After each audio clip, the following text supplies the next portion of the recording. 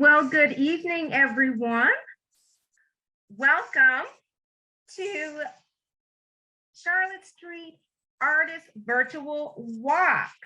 And I'm saying hello to all of you who are joining us on Zoom, as well as those of you who are joining us virtually on Facebook. So welcome, everyone. I'm Krishan McKinney. I'm the manager for audience engagement here at the Nelson-Atkins Museum of Art. And once again, we're just thrilled to have you all here for our grand finale of what has been an incredible series featuring some of Kansas City's most talented artists who are part of Charlotte Street Foundation. I'm joined by my collaborative partners who have been instrumental in creating this program. So I'm going to start off with Christine Boutros. And hello, Christine. There you are. Welcome. Wave to everyone. Christine was the former manager of grants and awards programs at Charlotte Street, but she is now the associate director of learning engagement at the Honolulu Museum, as in Honolulu, Hawaii. That is correct. And then we have, who has definitely been my right and left hand with the tech in this program, we have Hope Benson. And Hope is the manager for marketing and outreach at Charlotte Street. So glad to have you here once again, Hope. And then for tonight, we are very excited to have social justice and community activists, polydisciplinary artist, and 2020's Visual Artist Awards fellow, Glyneisha Johnson. So Glyneisha, welcome. There you are. Wonderful to see you and all of you. So it's so important that we provide these opportunities for our incredible Kansas City artists, that we allow them to have their voices and creativity supported. They mean so much to the city and they bring so much to what makes Kansas City great. So we definitely want to give them those platforms for their creative voices, their talents, the culture that they contribute to Kansas City. So, Glyneisha, wonderful to have you joining us tonight. So now before I begin, just a few housekeeping rules. So Hope, if you would go ahead and share that slide, thank you so much. For those of you that are needing captioning, it has been enabled, so all you need to do is just click the CC button that's located at the bottom of your screen. And then you can choose which type of view you would like, speaker view or gallery view. And then Hope, next slide, please. Wonderful. Christine will be managing our Q&A session. And just a reminder that when submitting your questions, please select the Q&A option, not the chat. So once again, choose the Q&A option, not the chat. And we are looking forward to an incredibly engaging conversation between you with Glyneisha and Christine. And as this is a safe space for dialogue, please be mindful and respectful of all of our guests and speakers when you are commenting or submitting your questions. And now I'm going to turn it over to Christine. So Hope, next slide, please.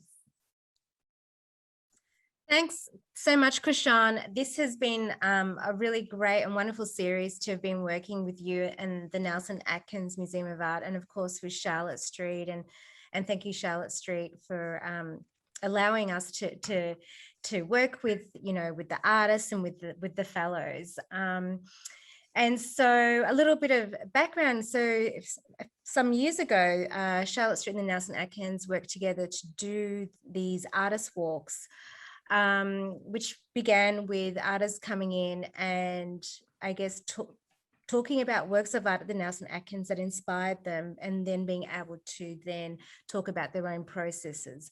So this has evolved. And so for this interesting 18 months that we've had with COVID, we have switched it around a little bit so that we were able to do it virtually.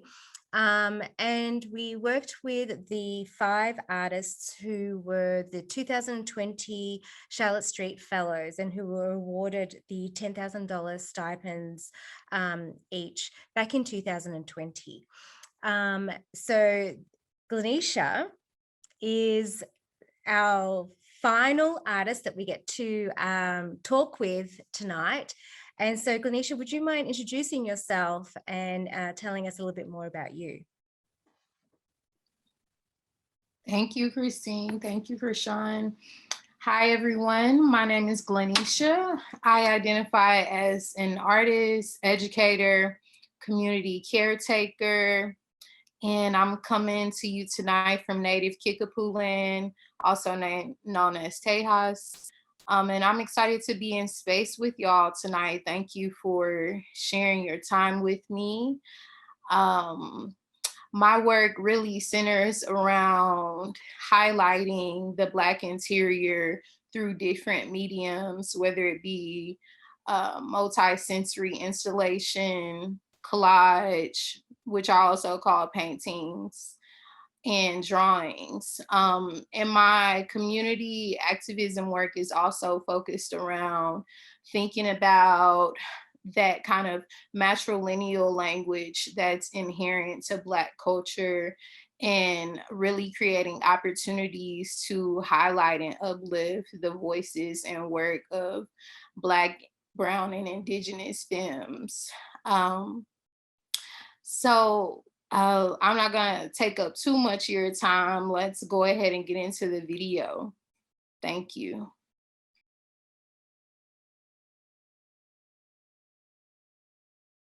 Hi, my name is Glyneisha Johnson.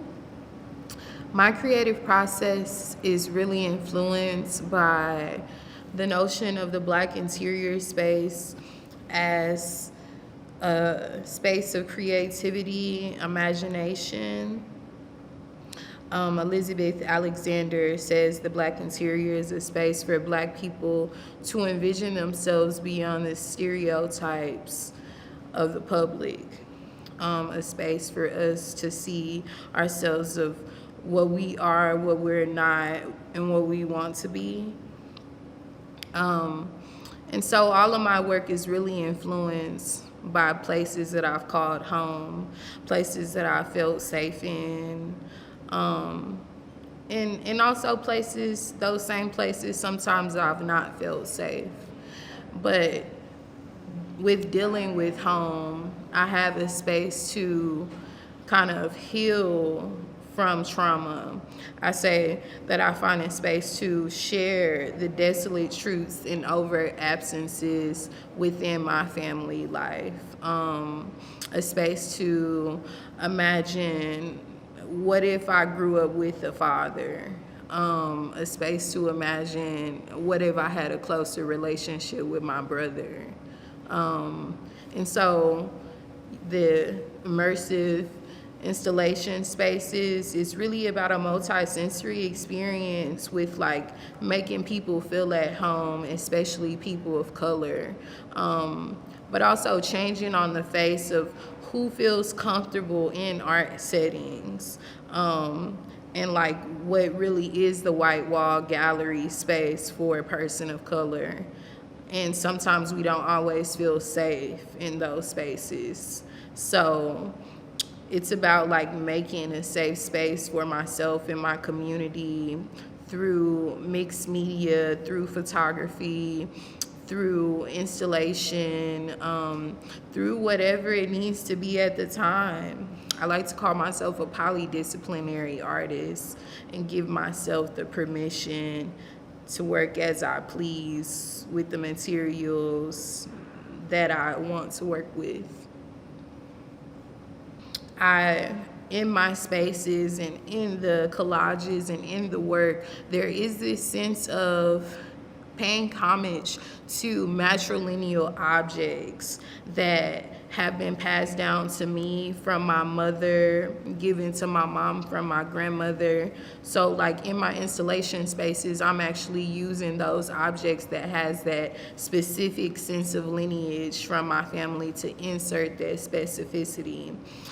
So it's like, honoring the past from a sense of nostalgia, but also thinking about the woman that I am today. Like, I am my mom, I am my mother, I am my grandmother, but I'm also not. I'm myself. And so, like, how have I been influenced by them? But how does my experiences and the way that I weave through the world and my perspectives as a Black queer woman influence the next Black queer woman and the next Black woman and the next Black child? I listen a lot to Alexis Pauline Gumbs, who is a Black woman who has created a Black feminist breathing chorus meditation series that is full of mantras that are influenced by Black feminist literature and poetry, and the words of Black revolutionaries. And so when I'm in my space, when I'm in the studio, inside my home, really trying to like cultivate all of those senses of refuge and safety through listening to those mantras. But also the mantras are intention setting. Like playing Black women are inherently valuable in this space is much more than the words that we hear, but it's also, all of the complexities of where we are, who feels comfortable in this hotel, who buys rooms, who works here, and trying to specifically choose the intent to say Black women are inherently valuable in any space that's more than just a meditation, but also intention setting. I like to say that my processes of collages in the 2D work, in the three-dimensional installation spaces, and my Black and white drawings is all around this notion of collage as a metaphor to describe Black history.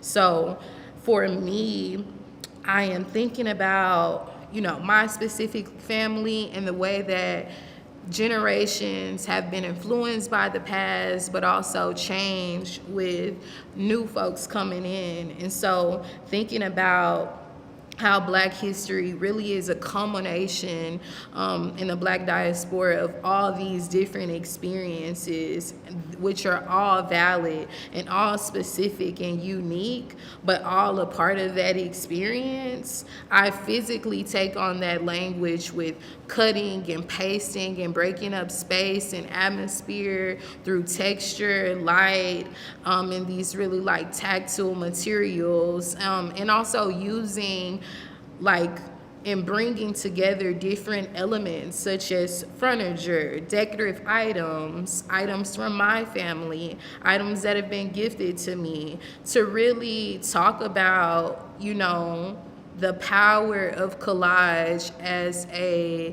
form of mending, really, a form of having the power to put together, but also take apart and paste back together. Vanessa German, Nick Cave, and Allison Sarr influenced my work and my studio processes by the way that they use collage assemblage and found and gifted objects to create a narrative about Black culture that's influenced by the past, but also says a lot about the future. I like to start with Vanessa German, Glory. I follow her on Instagram, and her studio is just a gold mine of all these different found materials that she is giving herself the permission to see within the perspectives that they already embody, but also giving herself to use those materials as a source of mark making. So it is what it was, but it is also something new.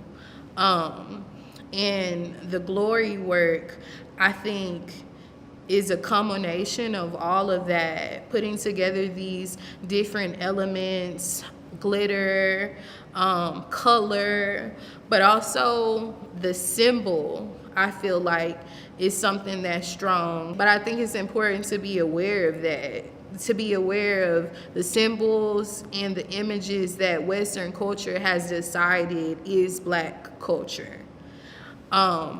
And play with it if you want to, like, harness that power and say what you want that symbol to be and not be. Oh, Nick Cave. Um, that's just a lovely work, that's also using these different found materials. And what I really love in his work is that I know it's this process of just going around the world, maybe going to like Black thrift stores and collecting these objects that has these personal sentiments for yourself, which is something that I do in my own studio process. While I'm preparing for installation, I take some time and take some months to explore and go to Black thrift stores that are local to the place that I'm going to be setting up an installation in, and using those objects that resonate with me, but I also know resonate with my culture in a larger sense that's also very specific. The SAR piece, leaning on these like traditional notions of Black spirituality and folklore, to talk about these kind of imaginative spaces. But I also think she does a good job of using what we have and appreciating it as a form of art, which I think is something that's so powerful and unique to people of color, because we don't have the same resources as everyone. And so it's important to look around us and see the beauty in what's surrounding us.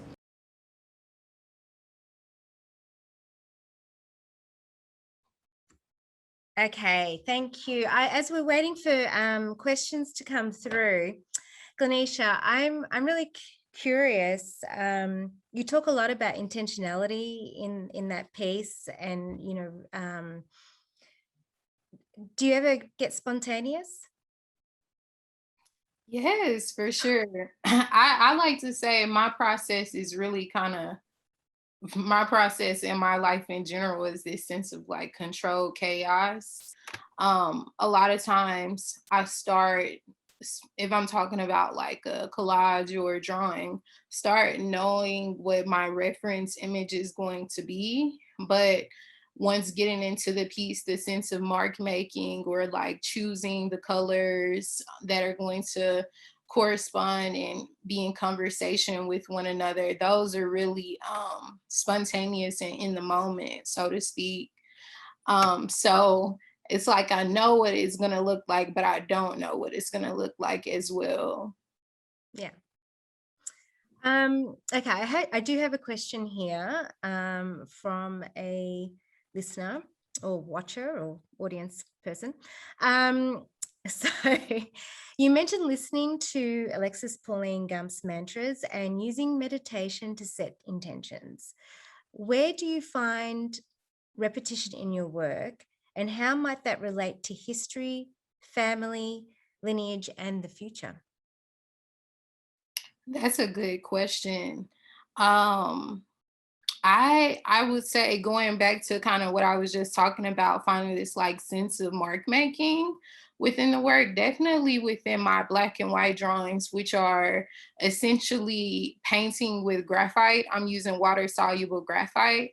So I really can get into these like methodical kind of meditative processes of just repeating marks or repeating dots, or also within using the pencil to filling in these spaces, but I feel like also think about repetition in the sense of like oral storytelling a lot too, through like generational kind of placemaking within my family. So it's like these rituals that I know that I've like watched my grandma and my mom like do in our Black interior home settings that I've repeated. But also like r- r- thinking about repetition through nostalgia, if it's like smell, like those in those kind of senses of like being able to track a specific experience to like a moment that I've already had or like lived a lot of times or know I'm going to live in the future as well. Yeah. Can you talk a little bit more about interiors and how you're creating those safe spaces, and what does it mean for it to turn into or is a Black space? Yeah, that's a question that I get often. And for me, a Black space is a space that's like informed by a Black person. It doesn't look any specific type of way. It doesn't have any specific objects per se. And that's why I think it's so important for me to talk about like the specificity through the spaces that I'm recreating and like marking that towards like my Black spaces that I've grown up in. And so for me, that's like actually having objects that I've grown up around, in images of that installation bosom that you seen in the video. I use the Sunday table that I grew up having Sunday meals at, with my cousins and my brothers, and my grandma. And so that that's the specificity for me, like these objects that are truly derived from like my family's Black feminist traditions. Um, and and I can only speak to that. Right, right. So, because I think another thing, that I've sensed is this ownership of the space, turning it into your own, for it to feel that way and for it to be safe. What do you do if a space is not like, do you ever walk away from an unsafe space if you can't turn it around? Like, what do you Yeah. do in those situations? Yeah. For sure. I think that's good for everybody, in life and experiences, and specifically the art world for sure, with like dealing with these spaces that have historically excluded Black folks, or have this like tradition of like Black people coming into these spaces and feeling harmed or feeling unsafe. Um, and so I use discernment, like I would say discernment and faith are my tools that really guide me through experiences and through life.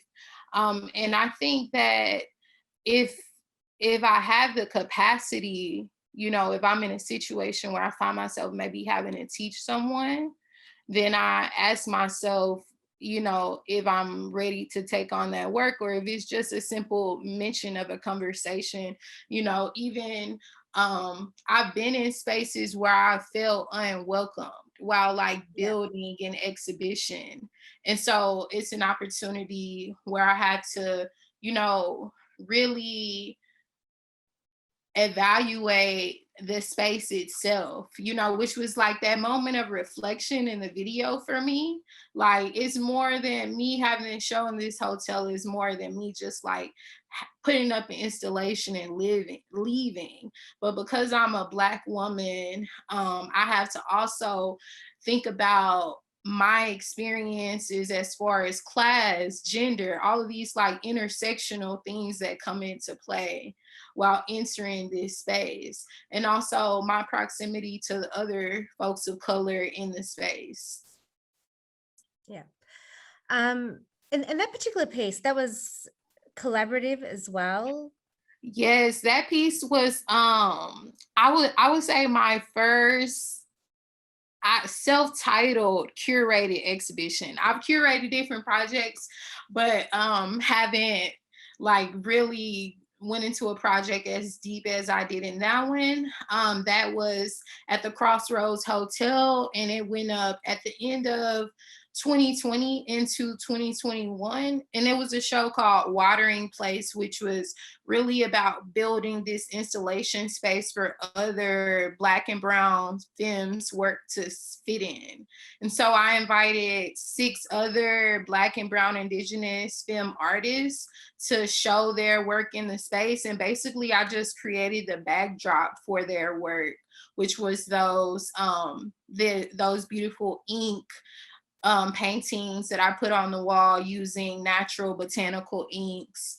And that show was also, an opportunity to recognize this like shift in my studio practice recently, which is much more about thinking about the environment and my relationship to plants and nature, and really using like my gifts of art to also make that connection.